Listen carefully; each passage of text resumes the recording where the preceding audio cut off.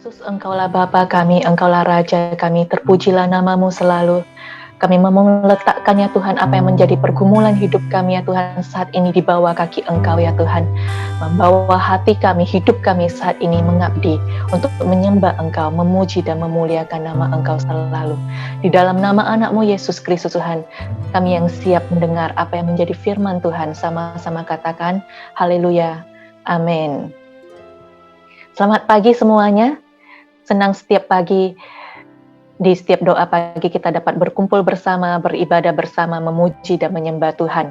Saya percaya di setiap pagi kita akan mendapatkan makanan mana yang baru setiap hari di dalam setiap kehidupan kita.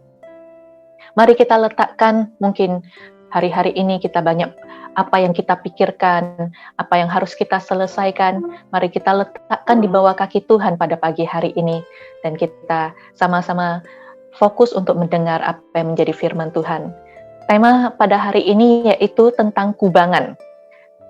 Kita akan merenungkan satu ayat saja, di 2 Petrus 2 ayat 22, jadi penuh dengan 2 Petrus 2 ayat 22. Kita bacakan dengan suara yang terbaik. 1, 2, 3. Bagi mereka, cocok apa yang dikatakan peribahasa yang benar ini. Anjing kembali lagi ke muntahnya, dan babi yang mandi kembali lagi ke kubangannya. Jadi, satu ayat yang memang tidak enak didengar.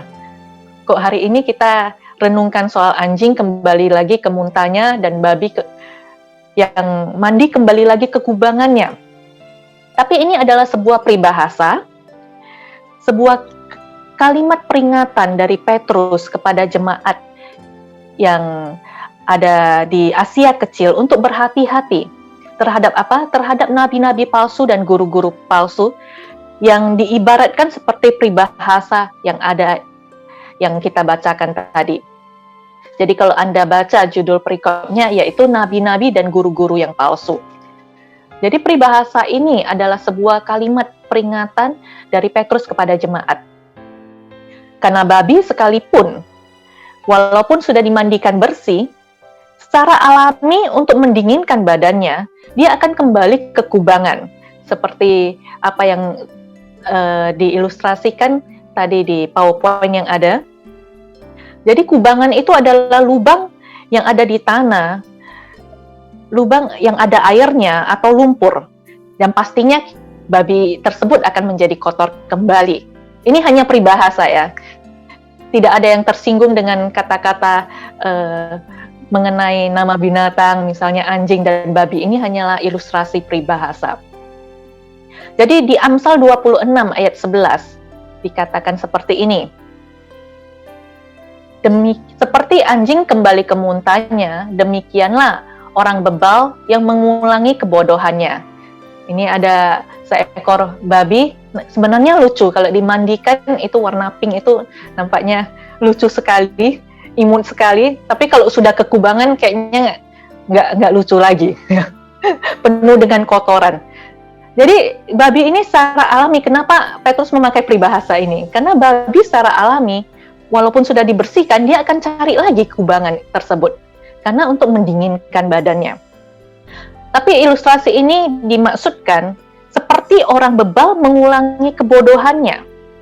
Ini adalah peribahasa yang ditafsirkan orang bebal yang mengulangi kebodohannya. Orang bebal di sini adalah orang yang tidak mau diajar. Ya, orang yang tidak mau diajar. Dan kebodohan di sini bukan berarti tentang orangnya kurang pintar sekolah atau kurang pengetahuan, bukan. Kebodohan di sini adalah tentang perilaku yang kurang bermoral, perilaku yang tidak bisa menguasai diri, perilaku yang tidak mau berubah.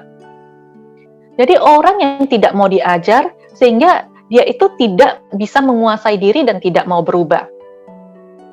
Bukan soal pengetahuan betapa pintarnya, bukan IQ. Sini tidak berbicara IQ, tapi soal perilaku.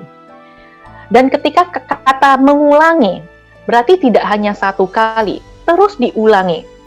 Bukan berarti kita semua di tempat ini, saya nggak boleh salah ya.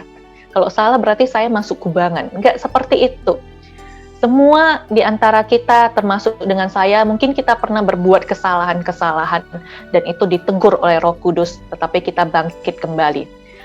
Tapi di sini kata mengulangi artinya orang ini secara sadar terus-menerus mau jatuh di tempat yang sama.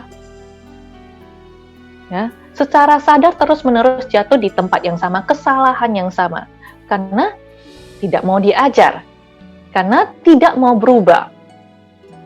Sadar kebenaran firman Tuhan itu mau mengubah hidupnya, tapi tidak mau berubah. Itu beda. Ya. Jadi bahaya daripada kubangan, kita belajar apa sih bahaya daripada kubangan.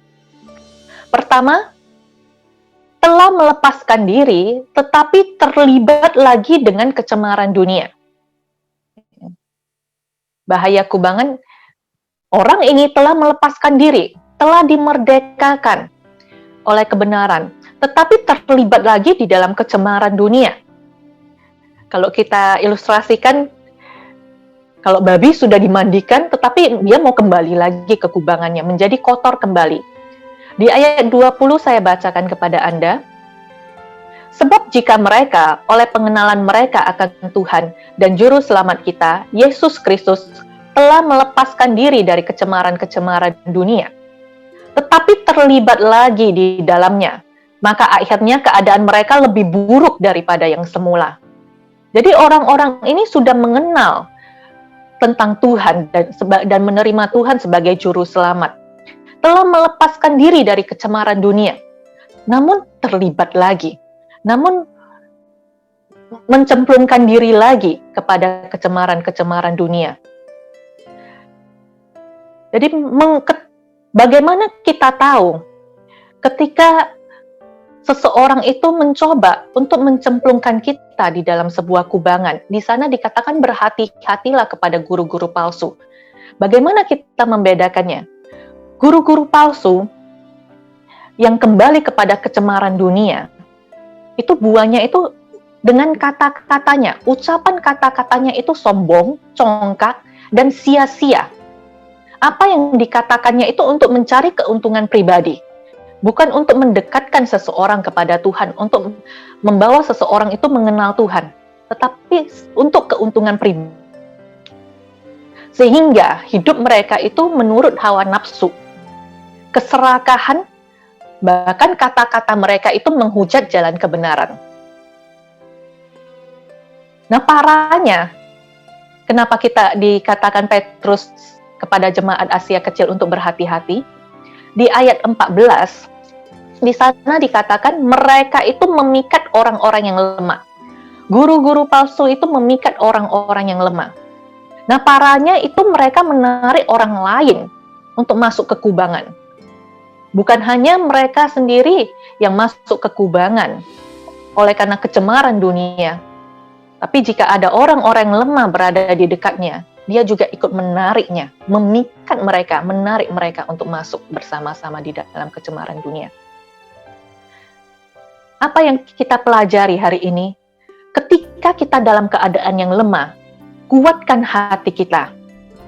Tidak terpikat dengan apa yang salah. Itu seakan-akan kita itu berdiri di dekat kubangan. Akan bahaya sekali tinggal ditarik. Tinggal masuk ke dalam kubangan. Memang Tuhan itu sanggup memulihkan kita. Sekotor-kotornya anak-anaknya akan dimandikan kembali, akan dimaafkan. Tetapi kita jangan salah menggunakan kasih karunia. Kalau kita tidak sadar, kita masuk ke dalam kubangan, Tuhan akan mengampuni setiap kita. Tapi jangan kita secara sadar terus-menerus mengulangi kesalahan yang sama. Biar hari ini kita belajar lebih baik mencegah daripada mengobati.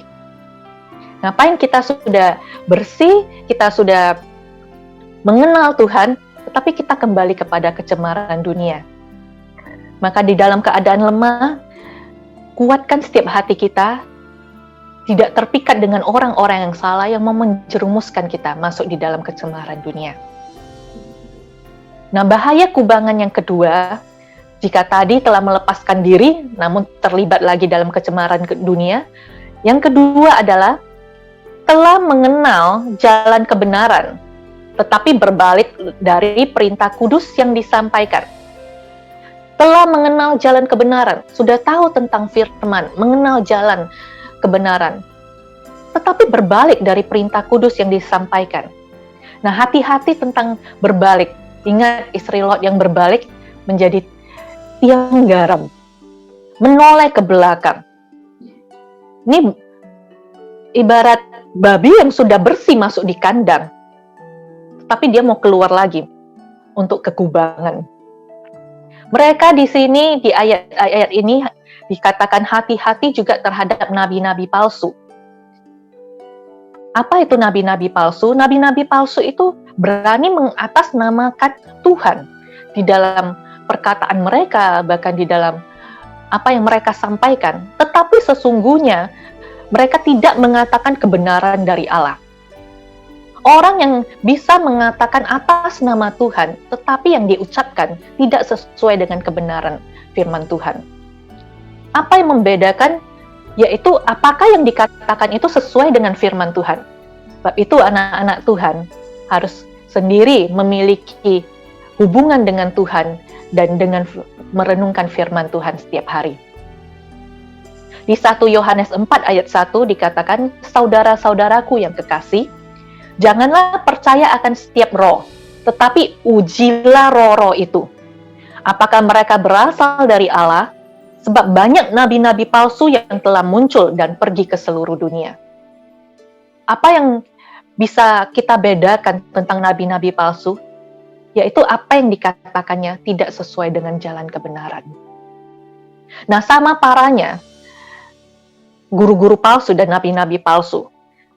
Karena nabi-nabi palsu yang berbuat jahat itu menyesatkan domba-dombanya Tuhan.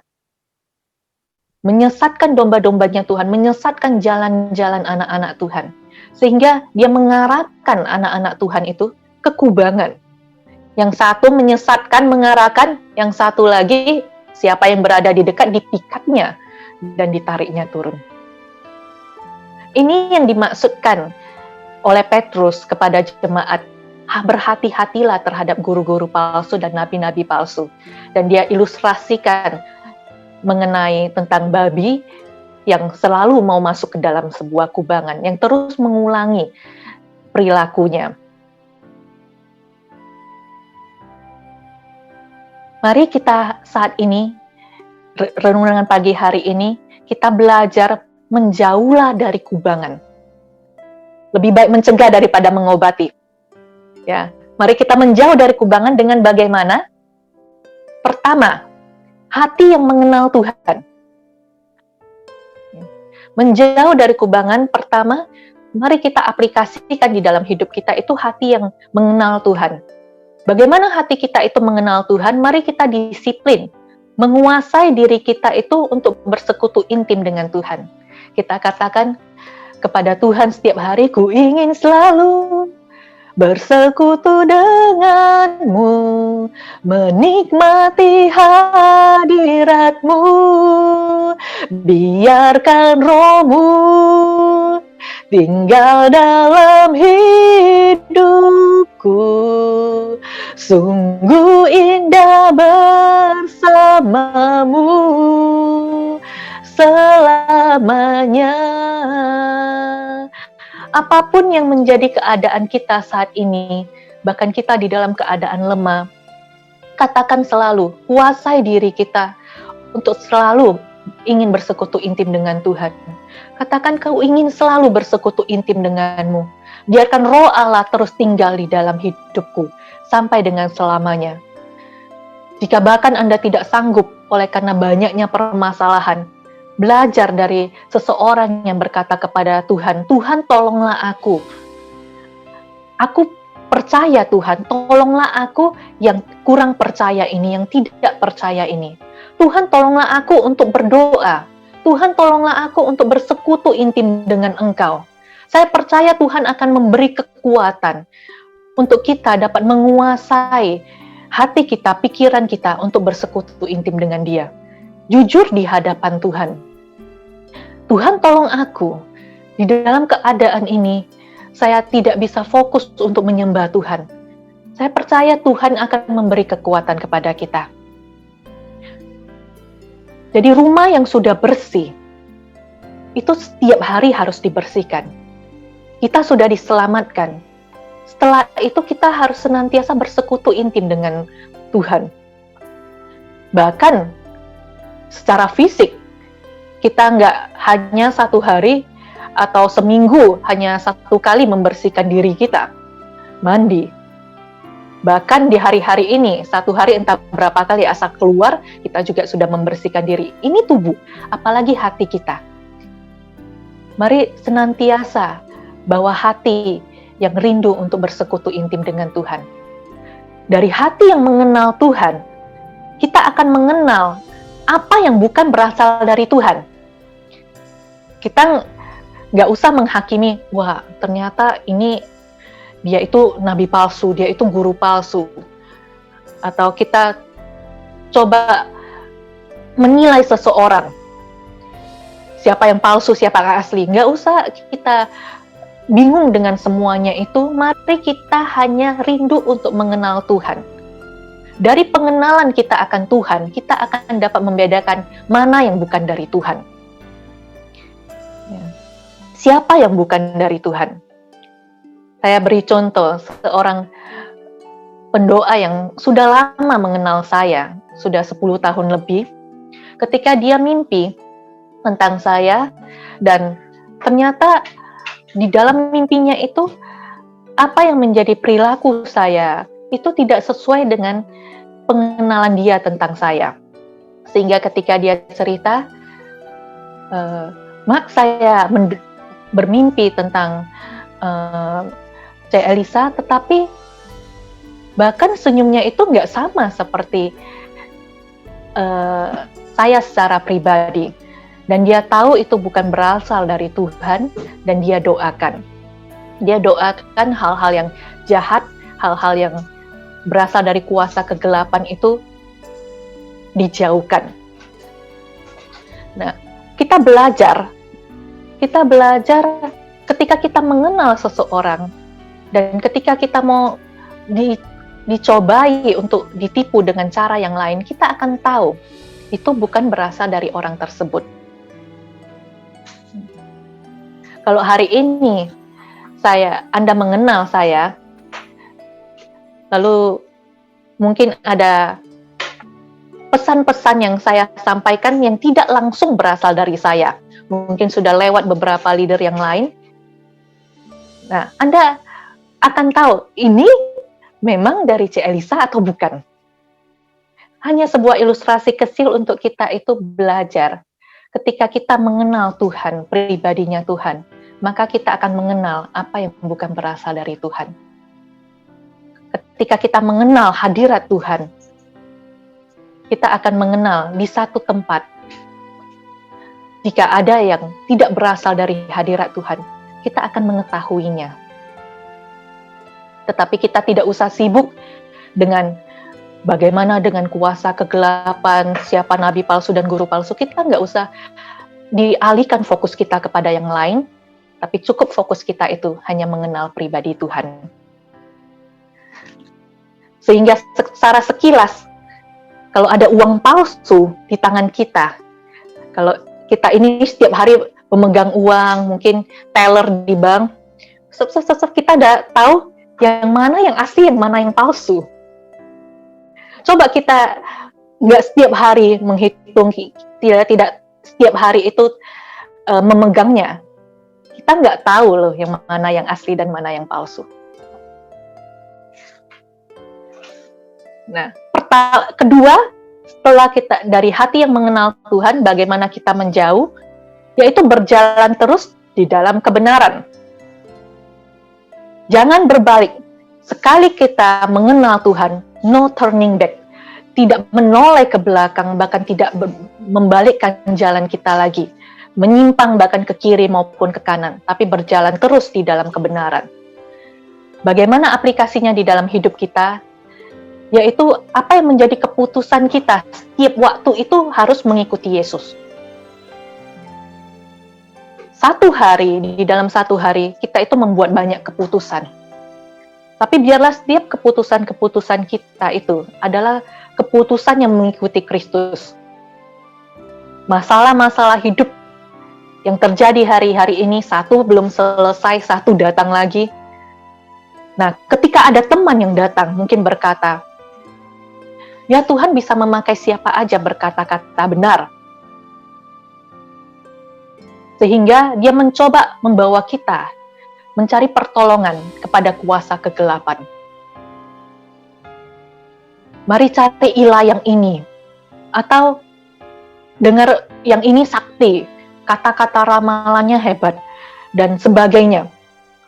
Ada orang-orang yang mencoba di dalam kelemahan kita, di dalam situasi yang kita hadapi, mencoba membawa kita, mengalihkan dari jalan kebenaran, menyimpang ke kiri, ke kanan, bahkan ke belakang. Saatnya kita memutuskan tidak menjadi ragu untuk mengatakan tidak kepada semua hal-hal yang membawa kita di luar jalan kebenaran. Biar Roh Kudus yang akan berbicara ketika ada orang-orang yang mengajak kita yang bukan berasal dari jalan kebenaran, Roh Allah yang akan berbicara, ini bukan jalanmu. Nurani kita, hati nurani kita tidak menjadi tenang. Itulah tandanya damai sejahtera kita itu terusik. Maka putuskan secara langsung dan tidak kompromi, tidak berbalik. Di 1 Petrus 4 ayat 4 dikatakan di sana, marilah kita tidak turut mencemplungkan diri bersama mereka di dalam kubangan. Walau kita difitnah dan dikata-katai, biarlah setiap kita ini masing-masing bertanggung jawab kepada Tuhan tentang pertumbuhan kita, tentang hubungan kita kepada Tuhan. Di dalam setiap kondisi kita, mau kita dikata-katai mungkin fanatik, mau dikata-katain, oh enggak semua orang percaya seperti Anda. Tapi tetap pegang apa yang menjadi jalan kebenaran yang Tuhan sampaikan. Tidak kompromi. Di dalam setiap keputusan-keputusan kita, tegas jika itu sudah menyangkut kebenaran firman Tuhan. Di Yesaya dikatakan di mana ada kebenaran, di situ akan tumbuh damai sejahtera. Ketika kita melakukan kebenaran, akan ada damai sejahtera. Inilah tandanya, jika ada yang membawa kita itu berjalan di luar jalan kebenaran, damai sejahtera kita itu terusik. Dan akibat kebenaran, ialah ketenangan dan ketentraman untuk selama-lamanya. Jangan biarkan ketenangan dan ketentraman, damai sejahtera yang ada di hati kita itu tercuri oleh karena keputusan yang salah. Setiap kali ketika kita terasa berat, ragu, tetap putuskan untuk mengikuti Kristus. Pribadi yang mengasihi kita, itu hanyalah Yesus Tuhan. Dia sudah memberikan nyawanya dan tangannya yang berlubang paku. Ingat, tangan kanannya, tangan yang berlubang paku, itu senantiasa mengangkat kita. Tidak akan menjadi terpuruk dan tidak terkendali. Semua apa yang menjadi situasi yang kita hadapi, semua ada di dalam kendalinya Tuhan. Jangan pernah ragukan kasih Tuhan.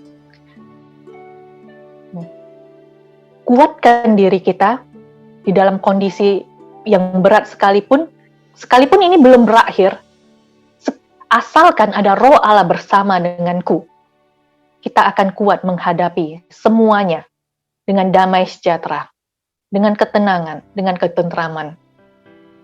Sebab jika Allah ada di pihakku, siapakah yang akan menjadi lawanku? Lakukan bagian kita yang terbaik, yang bisa kita lakukan, dan terus berjalan di dalam jalan kebenaran.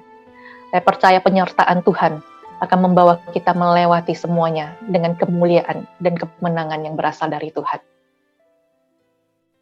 Mari kita sama-sama siapkan hati, kita menyembah Tuhan, biar ini sebagai doa kita kepada Dia. Saya persilakan, Yesus Engkau kebenaran. Kalau ku hidup bagimu, hatiku tetap menyembahmu. Dunia tak bisa menggantikanku dari kasih-Mu. Selama ku hidup, Kami mau ku hidup bagi hidup Tuhan. bagimu, hatiku tetap memandangmu. Dunia tak bisa menjauhkanku dari kasih-Mu. Kalau ku hidup, Kami hidup bagimu. ku hidup bagimu, Hati kami tetap hatiku menyembah-Mu. tetap menyembah-Mu. Dunia tak bisa menjauhkanku Tak ada yang dari bisa menjauhkan kami dari kasih-Mu ya Tuhan. Sebab selama kami hidup, kami mau hidup bagimu. Dan mata kami hanya tetap memandang-Mu. Hatiku tetap memandang-Mu. Dunia tak bisa menjauhkanku dari kasih-Mu. Yesus, Kau kebenaran. Yesus, Kau kebenaran yang menyelamatkanku, Kau memberikanku hidup dan pengharapan. Yang memberikanku hidup dan pengharapan. Ku ikut kehendak-Mu ya Tuhan. Ku perlu anugerah-Mu. Ku ikut kehendak-Mu. Ku perlu anugerah-Mu. Ku nyatakan janji-Mu kepadamu. Mari kita nyatakan janji ini sebagai doa kita sama-sama kepada Tuhan.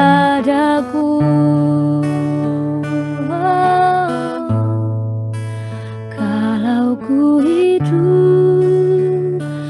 hidup bagimu, hatiku tetap.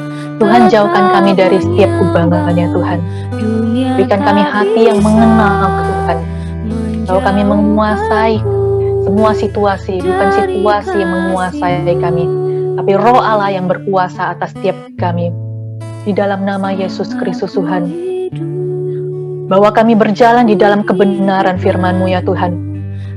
Tiap keputusan-keputusan kami tidak kompromi, tapi terus ya Tuhan adalah keputusan yang mengikuti Engkau. Di dalam nama Yesus Kristus Tuhan, bahkan jika saat ini ada orang-orang ya Tuhan yang berkata, Tuhan, saya sudah terlanjur masuk kembali ke dalam kecemaran dunia, masuk berbalik lagi dari jalan kebenaran. Maka saat ini mari minta pengampunan kepada Tuhan. Tuhan mengampunimu, Tuhan mengasihimu. Saya diingatkan seperti seorang wanita yang mau dilempari oleh batu. Tuhan berkata, aku pun tidak menghukum engkau. Pergilah dan jangan berbuat dosa lagi. Pagi hari ini ada orang-orang yang dikasihi, diampuni kembali untuk tidak mengulangi kesalahan yang sama. Di dalam nama Yesus Kristus Tuhan, Tuhan mengasihimu, Tuhan mengampunimu, dan janganlah berbuat dosa lagi. Terus berjalan di dalam jalan kebenaran, terus memiliki hati yang untuk mengenal Tuhan, sehingga tidak ada seorang lagi pun yang dapat memikat engkau di jalan-jalan yang salah. Di dalam nama Yesus Kristus Tuhan, aku berdoa ada kekuatan yang baru diberikan kepadamu di dalam nama Yesus Kristus Tuhan. Bahkan hari ini ada seseorang yang sudah mungkin janji dengan teman untuk mencari ilah-ilah yang lain, untuk mencari peramal. Putuskan saat ini, walaupun Anda sudah berjanji, putuskan selesai ini. Anda tidak kompromi. Anda memutuskan untuk tidak cari ilah-ilah yang lain. Walaupun itu sudah janjian dengan teman, pagi hari ini tidak kebetulan Anda mendengar firman Tuhan ini. Kembali dan tidak kompromi. Jangan biarkan damai sejahtera yang ada di dalam hati Anda tercuri. Di dalam nama Yesus Kristus Tuhan, saya berdoa tiap orang-orang yang mulai mengarahkan mata di tempat yang lain, kiri ataupun ke kanan saat ini, saya berdoa ya Tuhan, setiap mata hanya memandang kepada Engkau dan setiap hati hanya menyembah kepadamu di dalam nama Yesus Kristus Tuhan. Dan saat ini mari kita sama-sama berdoa buat semua permohonan doa yang masuk. Ada 64 permohonan doa yang masuk. Saya persilakan setiap leader-leader dapat mendoakan setiap permohonan doa, dan jika itu Anda sepakat di tempat Anda untuk Anda aminkan.